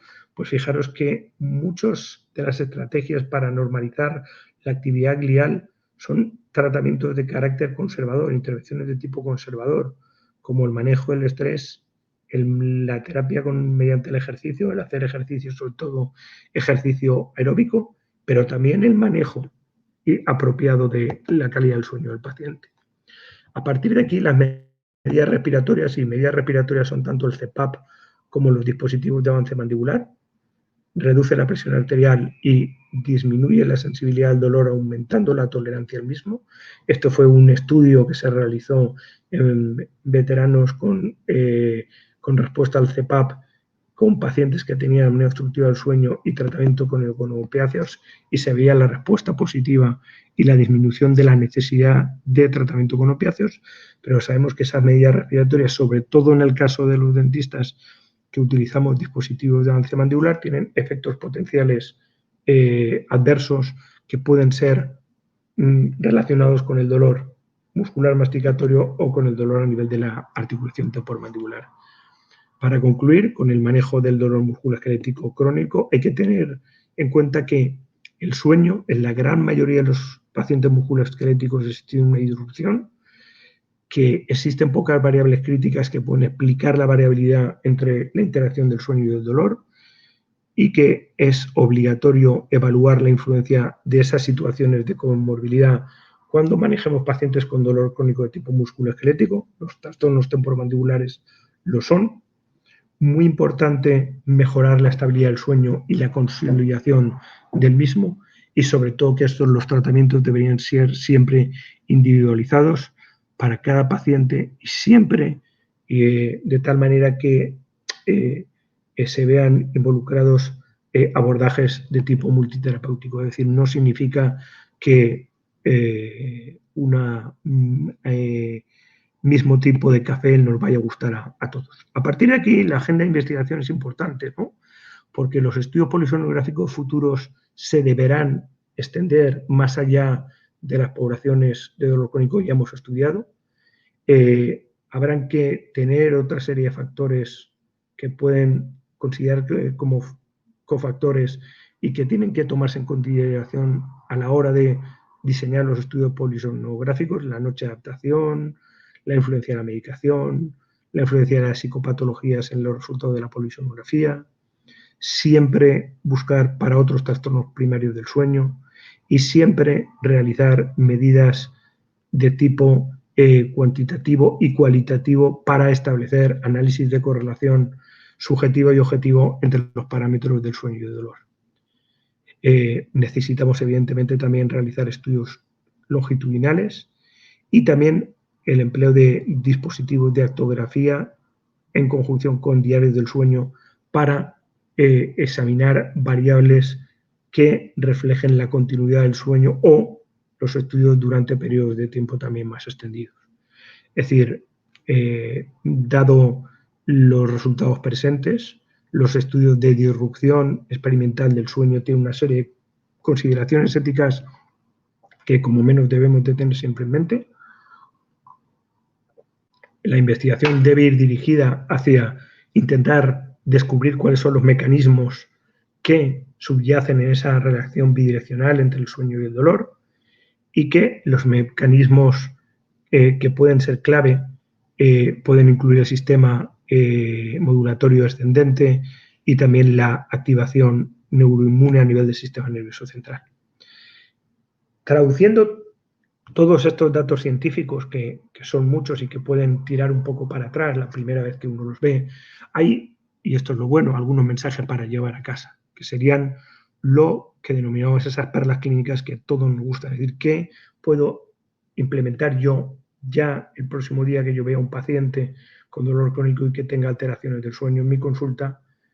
Y es que lo primero es reconocer que el sueño, el dolor altera el sueño, y que también una alteración del sueño puede exacerbar una respuesta al dolor de un paciente.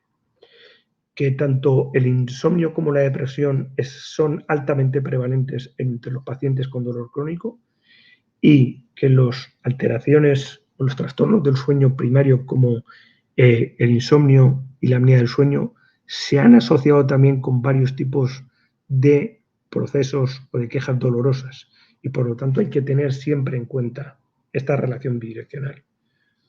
El especialista en sueño debería ser consciente de esa compleja relación epidemiológica que existe con el dolor crónico y seguir un algoritmo o un abordaje diagnóstico que incluyera una evaluación en profundidad de los fenotipos relacionados con el sueño y el dolor, y también una evaluación pormenorizada de la salud mental del paciente. Diferentes tipos de dolor crónico se pueden beneficiar de diferentes abordajes farmacológicos, pero todas las intervenciones deberían ser uniformemente asociadas con la mejoría de tanto el sueño como el dolor, independientemente de que el target terapéutico farmacológico esté más focalizado en el tratamiento del sueño o más focalizado en el tratamiento del dolor, lo cual significa que aquellas medicaciones que tienen un efecto sinérgico tanto en mejorar el sueño como en mejorar el dolor siempre van a ser las más eficaces. Y después, como habíamos dicho anteriormente, el empleo de terapias cognitivos dirigidas al manejo de esos comportamientos que mejoran la calidad del sueño deben de ser siempre tenidas en cuenta y siempre ser consideradas como parte de una terapia holística en el manejo del dolor crónico con insomnio comórbido. Hay que trabajar en equipo, y esto es algo que debemos de tener siempre en mente. Nosotros los dentistas no podemos controlar todos los aspectos del sueño relacionados con el dolor crónico del paciente ni con los trastornos respiratorios relacionados con el sueño. Necesitamos relacionarnos y comunicarnos bien con nuestros compañeros. Trabajo en equipo significa todos juntos, cada uno de nosotros va a conseguir más, y sobre todo el que va a conseguir más va a ser el paciente. Y ya para concluir, estos puntos que hay que tener siempre en mente. Uno es el tratamiento precoz del dolor, porque el tratamiento precoz del dolor va a prevenir que el paciente se convierta en un paciente de dolor crónico, que es el paciente que es más difícil de manejar y más difícil de tratar.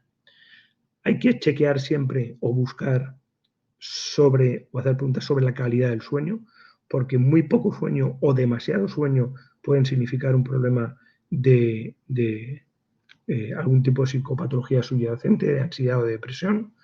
Hay que chequear siempre por la presencia de comorbilidades, no solo a nivel del sueño, sino también ansiedad y depresión, como hemos dicho anteriormente. Necesitamos saber no solo el efecto que los fármacos que nosotros prescribimos para tratar el dolor, como hemos dicho anteriormente, tienen, qué impacto tienen en el sueño, pero también hay que tener en cuenta el efecto sobre el sueño que pueden tener los fármacos que el paciente está tomando en la actualidad. Es decir, hay que hacer una correcta anamnesis farmacológica y saber el efecto sobre el sueño que pueden tener esos fármacos.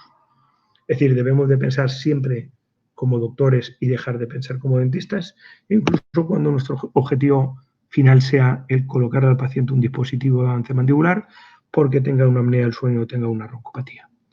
Mi agradecimiento especial porque quizás ha sido una de las personas de las que yo más he aprendido y que se convirtió en un gran amigo. Esta fue mi primera visita al Hospital Sacré-Cœur de la Unidad del Sueño, el doctor Gilles Lavigne, en la Universidad de Montreal. Fijaros que esto fue hace mucho, mucho tiempo. Yo aquí todavía tenía pelo.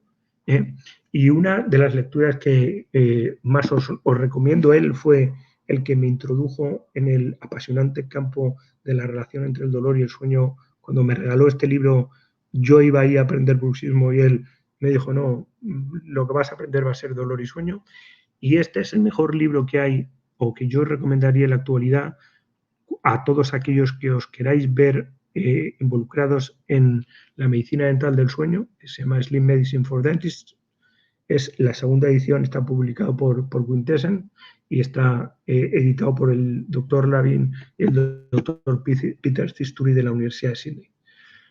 Para ya terminar, una frase que para mí, que algunos de vosotros que me conocéis, mi faceta de triatleta de larga distancia, pues me voy a permitir aquí el lujo de utilizar una frase de Jarrod Shoemaker, que es un triatleta norteamericano que dice que el sueño es la mitad de su entrenamiento, es decir, necesitamos dormir para poder recuperar y esto es importante en todas las áreas de la vida y si no dormimos bien nunca vamos a tener una buena recuperación en cuanto al dolor crónico. Con esto ya dejamos por finalizada la conferencia y quedamos a la espera de todas las consideraciones, preguntas que tengáis a bien en realizar y agradeceros de nuevo vuestra atención. Sabemos que los que no estéis en América habéis hecho un esfuerzo titánico para permanecer despiertos y quedamos a la espera de vuestras consideraciones y de todo lo que vosotros queráis comentarnos. Muchísimas gracias. Hola, Tony. Oye, felicito por esta plática, Tony. Nos diste un viaje por todos los aristas del sueño, del orofacial, hablaste de higiene de sueño, hablaste de estudios simplificados, hablaste de estudios de sueño tipo 1, hablaste de hasta un poquito de mindfulness, hablaste, no dejaste nada para los demás, pero muy, muy completa, a mí me explotó el cerebro, la verdad es, y qué bueno que pusiste al final esas perlas, ¿no? Porque solo para que poder resumir tanta información. Yo creo que aquel que no maneje sueño, al ver esto, se quedó así, wow, tengo que estudiar muchísimo. Y una de las cosas a título personal, preguntas que te haría yo a ti en este tu andar y tu camino es, nosotros cuando vamos a los cursos, uno de los temores, una de las ansiedades que les da a nuestros odontólogos es cómo le hace para poder interactuar con los médicos. O sea, no es lo mismo interactuar con un odontólogo, con un endodoncista, con un periodoncista, pero cuando les dices, bueno, ahora vas a hablar con un otorrino y ahora vas a hablar, ¿qué les dirías a todos ellos que tienen ese miedo, ansiedad, complejo? ¿Qué les dirías a ellos de tratar con médicos que manejan sueño? Bueno, yo creo que lo más importante es quitarse encima ese complejo, ¿no? Parece ser que los dentistas seamos médicos o profesionales de la salud de una categoría inferior y nosotros está en nuestra mano quizás el mostrar al compañero otorrino, neumólogo, cardiólogo, neurofisiólogo que tenemos un conocimiento apropiado de lo que es el sueño y para eso lo más importante de todo evidentemente es la formación. Para mí es muy importante. Yo creo que tuve la suerte de tomar el camino apropiado porque yo venía de la disfunción y del dolor y me vi involucrado en el sueño desde el punto de vista muy científico. Hay que estudiar mucho. La gente no se quiere colocar un dispositivo avance-mandibular, es simplemente colocar una placa en la boca de un paciente. De hecho, no es un dispositivo oclusal, es un dispositivo médico y que debemos de estudiar mucho sobre todo las consecuencias médicas que tiene el no dormir bien, no solo los trastornos respiratorios relacionados con el sueño, sino cualquier tipo de alteración del sueño y el impacto tan severo o tan importante que puede tener en nuestra salud general.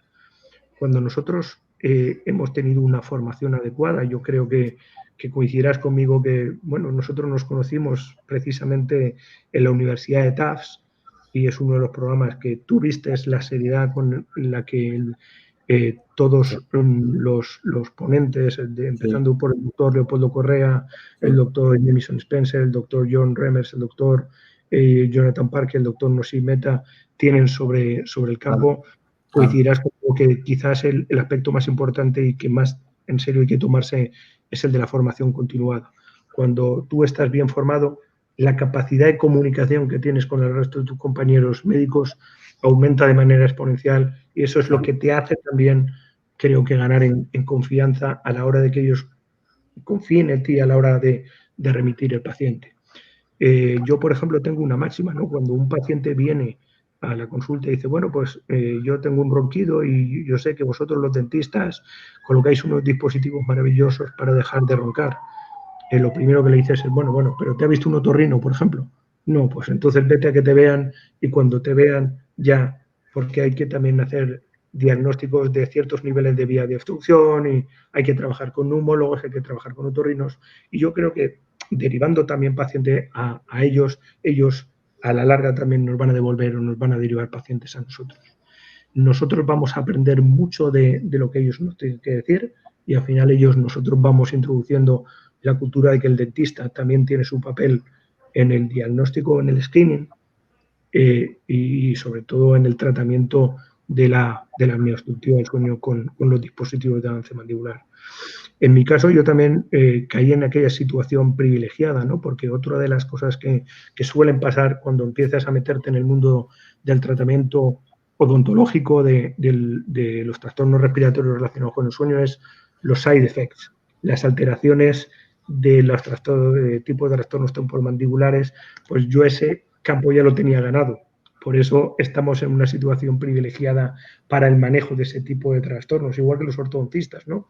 De cara a manejar los efectos oclusales secundarios a los dispositivos de avance mandibular. Pero yo estoy muy convencido de que aquí lo que es capital es la formación continuada, una formación continuada de calidad y que la gente entienda de que no te puedes meter en esto, igual que a la hora que no te puedes meter a tratar trastornos temporomandibulares sin una formación apropiada. La ventaja que tenemos hoy en día es que tenemos muchos cursos y de una calidad muy buena. Tenemos residencias o mini residencias como la que en la cual tú también estuviste visitando en la Universidad de Tufts, que son extraordinarias, en la cual la cantidad de información y el nivel de información es sencillamente espectacular. Es decir, tú decías ahora mucho sobre que la cantidad de información que habíamos brindado eran solo, en el fondo tú lo sabes, que eran pinceladas de cómo meter en 1 hora y 10 minutos. Sí, claro. Porque en el fondo yo sigo teniendo la sensación de que he contado bastante pocas cosas, pero yo creo que la formación es clave y que cada vez los dentistas debemos ser más conscientes. Decir, bueno, yo quiero hacer esto, ¿vale?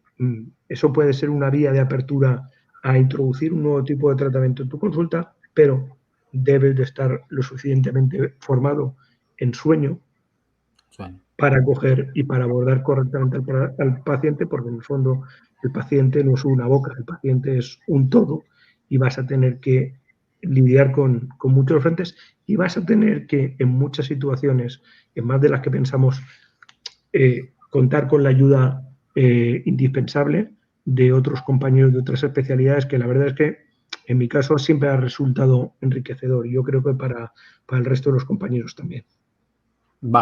Te agradezco los comentarios. ¿Ustedes ahí en la clínica, Tony, manejan contacto estrecho con médico? Por supuesto. Y de hecho tenemos relación con otorrinos, relación con neumólogos, relación con neurofisiólogos, relación con cardiólogos. Al fin y al cabo, yo creo que la clave es crearte tu propia red de compañeros con los que te sientas más cómodo, que te sientas con más feeling a la hora de trabajar juntos y empezar también a quizás hacer una cierta labor docente divulgativa de qué es lo que podemos hacer nosotros los dentistas. Porque muchas veces, o hasta hace poco, los otorrinos trataban ronquido, no trataban tanto apnea, la apnea era más cuestión del neumólogo, El neurofisiólogo se dedica a otras cosas. Ahora el neurofisiólogo es de una importancia capital, porque los neumólogos quizá para los trastornos respiratorios relacionados con el sueño sí, pero para el otro tipo de trastornos del sueño el neurofisiólogo entra también ahí en parte. Debemos de ser muy conscientes y en esto yo sí que hago un llamamiento a que, bueno, el home sleep testing, las poligrafías, yo trabajo con varios tipos de poligrafías y la empleo siempre, pero que no nos queramos que nosotros los dentistas tenemos la capacitación, o al menos a día de hoy, para realizar diagnósticos de sueño con un dispositivo portátil. Es decir, el diagnóstico debe ser, siguiendo las guías de la Academia Americana, realizado por un sleep physician, un especialista en sueño, y nosotros debemos utilizar los dispositivos portátiles, sobre todo para el screening, no tanto como para el screening, sino para el follow-up, para el seguimiento. Para la titulación, para el titration también. Para el titration y para ver los efectos positivos de una manera objetiva que tienen un futuro en la colocación del dispositivo avance-mandibular. Para esas dos cosas, la titulación y la comprobación del efecto previo a volver a remitir al paciente al especialista para una polisonografía final. Claro, claro. Y de hecho, justamente es el tema que tenemos la siguiente semana. Invitamos a un técnico cardiopulmonar que nos explique la relación de los estudios de poligrafía en casa con los odontólogos, ¿no? O sea, hasta dónde, o sea, no es la panacea, sí es muy útil, pero no es, o sea, tiene sus casos, o sea, no es para todos. Y una vez más, a la gente que nos está viendo y que no maneja sueño, que entienda que hay que prepararnos, como tú dices, hay que estudiar, hay que estar en educación continua, hay que estar presente, y cuando son estos simposios o foros de sueño a nivel nacional o global o mundial, aunque no diga odontólogos, pero con el tema de medicina del sueño tú tienes suficiente para entrar y ver y explorar lo que tiene que aportar el neumólogo, lo que tiene que aportar el neurólogo, lo que tiene que aportar el neurofisiólogo, lo que tiene que aportar, aunque no diga odontología, tú tienes que estar para saber qué es lo que hace el otro. De hecho, yo conozco casos como es el doctor Tomás Bonhart de Chile, que es uno de las pocas personas que conozco que ha hecho una residencia dentro de un servicio de neumología para coger y aprender a interpretar estos sueños en el dentista, y eso le ha dado una posición privilegiada para estar por encima del top. Ha sido uno, quizás sea la persona en toda Sudamérica que más criterio tenga en ese sentido. Es decir, todos podemos adquirir un grado de conocimiento muy importante a base de formación. Yo sé que tú también estás realizando tus cursos de formación en los cuales estás integrando también esa filosofía del enfoque multidisciplinario, cosa que aprendiste también en la Universidad de Tufts, porque viste que ahí pasaban desde sleep physician, neurólogos, neumólogos, tremers, dentistas, que también tienen un bagaje muy importante en trastornos temporomandibulares, como el propio doctor Correa, Nosir, Meta, Jameson, Spencer, y siempre el encontrarte con este tipo de profesionales de perfil muy diverso es un poco lo que comentábamos del cruce de caminos en el seminario de la semana anterior, de que es quizás encontrarte gente de otras disciplinas, al final haces nuevos amigos, no solo del diente. Los dentistas hay veces que somos un poco pesados y que al final el encontrarte a gente te hace abrirte a nuevas cosas, crearte curiosidades por cosas que no creías que fueran tan importantes aprender para llenar esos vacíos y sobre todo para el beneficio final del paciente, porque muchas veces tienes que derivar al paciente y tú no vas a ser el único que lo va a poder ayudar. Aunque el paciente busque desprenderse del CPAP y buscar un dispositivo avance-mandibular que le salve de todo, sobre todo por la comodidad, hay muchas veces que sabemos que eso no es posible. Claro. Tony, para finalizar, me comenta la doctora Emma García Campos, saludos cordiales desde México, un placer escucharlo, doctor, felicitaciones por la excelente ponencia. Siempre nos enfocamos en SAOS y DAM y es excelente como odontólogos manejemos también la importancia de la parte del dolor orofacial y sueño. Ella me dice, y ella es una de las grandes odontólogas aquí que maneja medicina dental del sueño. Un saludo a Emma. Pertenezco a la clínica de trastornos de sueño de la UNAM, que es la Universidad Nacional Autónoma de México, que es la top aquí en México, y el Instituto Mexicano de Medicina del Sueño. Actualmente realizamos investigación sobre toxina botulínica y cambios en bruxismo. ¿Ustedes tienen algún estudio o cuál sería su opinión sobre el uso de toxina botulínica en dolor miofacial y los cambios en el bruxismo nocturno? Gracias. Vale, yo no tengo estudios de investigación sobre el uso de toxina botulínica en bruxismo. Lo que sí que puedo hacer es un poco la actualización de las guías de la FDA, y a día de hoy el empleo de toxina botulínica para el tratamiento del dolor miofacial no es una de las indicaciones que estén aprobadas. Aunque nosotros sepamos que desde el punto de vista clínico tiene su utilidad clínica en aquellos casos refractarios, no solo por la inhibición de la actividad muscular, eso sería como simplificar mucho el modelo de hiperactividad muscular masticatoria igual a dolor, y entonces nosotros al inhibir esa actividad muscular estamos controlando el dolor. Sabemos que la toxina botulínica tiene otra serie de mecanismos de actuación, también a nivel de tipo neurológico o neuropático, que puede estar relacionado con el control del dolor, pero no es una de las indicaciones para tratar el dolor miofacial crónico, por lo menos que estén aceptadas.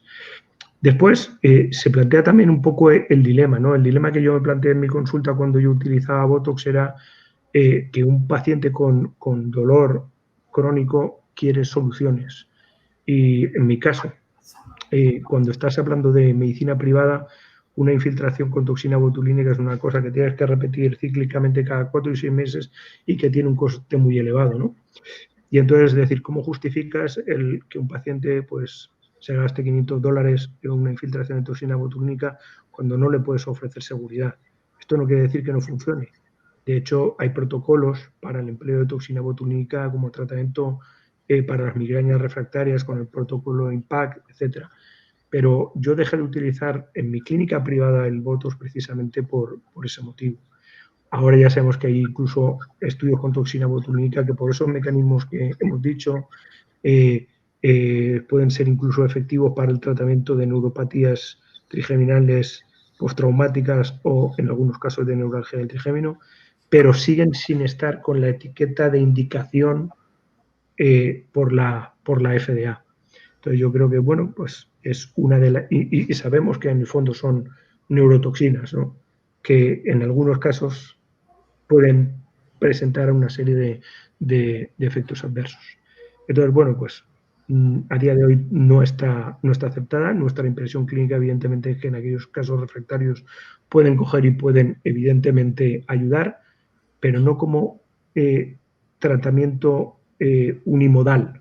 Es decir, hay que unirlo siempre a fisioterapia, a tratamiento farmacológico, a tratamiento ortopédico con férulas, etcétera.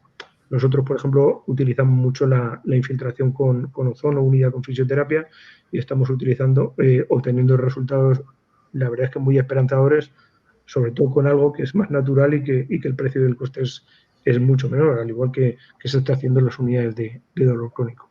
Pero evidentemente, claro que ha tenido su rol, lo sigue teniendo, todavía necesitamos más estudios y evidentemente eso es lo que genera que en un futuro pueda estar incluido como una indicación, cosa que, repito, a día de hoy no lo está. Desde el punto de vista cosmético es otra cosa, y desde el punto de vista cosmético para la hipertrofia maseterina también, pero para el dolor creo que sobre todo en aquellos casos de dolor crónico donde entran a formar parte dentro de lo que es los mecanismos fisiopatológicos para el mantenimiento de ese dolor crónico, más que el mantenimiento de la hiperactividad muscular, hay que tener por lo menos en consideración estos aspectos. Fíjate que, y justamente la doctora te agradece mucho por tu respuesta, y ella está justamente en esta parte de investigación de la toxina, entonces yo veo mucha área de oportunidad, mucho campo para poder explorar, investigar y poder desarrollar un tema y poder exponerlo ya con pruebas, ya con pacientes, ya con protocolos, porque sí creo que, como tú dices, es parte de una baraja muy importante, pero no deja de ser parte de ella y que creo que tiene que ser explorada. También me pregunta el doctor Osvaldo Cruz Aldrete, de los libros que nos escribiste, que nos pusiste, los vio en inglés, dice, ¿habrá alguno en español? Bueno, en concreto, Sleep Medicine for Dentists no está traducido y el Sleep and Breathe no está traducido. Sí que está traducido uno de los libros que también considero que es bueno, que es el del libro del doctor Dennis Bailey y Ronan Atanasio. Acá, ajá, ¿cómo no? Sí. Ese sí, Manejo. ese es un libro muy bueno desde el punto de vista clínico y, bueno, Dennis Bailey es uno de los grandes de la medicina dental del sueño y está a punto de retirarse, pero durante mucho tiempo ha ejercido en Denver y ha sido parte del staff de medicina dental del sueño de UCLA y el libro que tiene es un libro clínico que no me acuerdo si está publicado por el Sevier, pero está traducido al castellano. Y Castellano. yo creo que ese es Y me un buen preguntó libro desde el punto de el vista de clínico. el de Neuroimaging Pain No está traducido, no. y el de Brain Adapting with Pain tampoco. Tampoco. Bueno, pues a ponerse a estudiar inglés, a estudiar inglés entonces. Pues Sí, bueno, yo la verdad es que no compro libros en castellano. Todo lo que la ciencia se estudia en inglés y claro, tenemos que acostumbrarnos a coger y a leer en inglés. es Es correcto. una de la ciencia y así nos tenemos que manejar. Pues, ¿qué más te puedo decir? Yo te agradezco mucho por tu tiempo, Tony. Simplemente avisarle aquí a nuestros colegas, rapidito, que tendremos, bueno, aquí está Tony, que estuvo con nosotros el día de hoy. También el tema de la siguiente semana, que viene siendo estudio del sueño simplificado para odontólogos. Como decía Tony, o sea, no es que sea todo para todos y para todos los odontólogos, pero tiene sus asegúnes, tiene sus detalles. Va a estar con nosotros el licenciado en terapia cardiopulmonar con especialidad en terapia respiratoria y medicina del sueño en la Universidad de Carabobo en Valencia, Venezuela, actualmente como especialista clínico de México, Centroamérica y Caribe de la empresa ResMed. Él es Carlos Reséndez Maita, es un buen colega, apoyo siempre de nuestros cursos cuando vamos a Ciudad de México, Guadalajara, siempre nos apoya en este punto de vista, porque también, Tony, no sabemos de verdad que ellos son parte del ecosistema.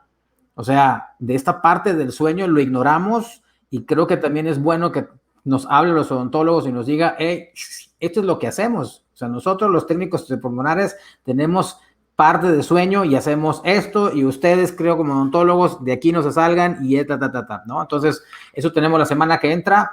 También, bueno, mencionarles que, como decía Tony, nosotros tenemos nuestros cursos, Medicina Dental del Sueño, tenemos cursos en línea.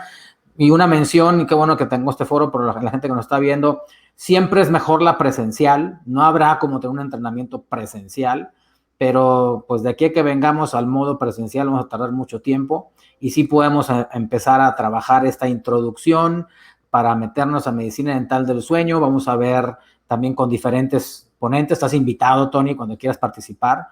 A hacer esta parte de estos, como tú has visto, esta integración de diferentes personalidades del mundo odontológico y junto con medicina del sueño, están con nosotros, son 16 horas en vivo, 10 horas grabadas, también con otros especialistas. Vamos a aprender a hacer un dispositivo de avance mandibular muy sencillo.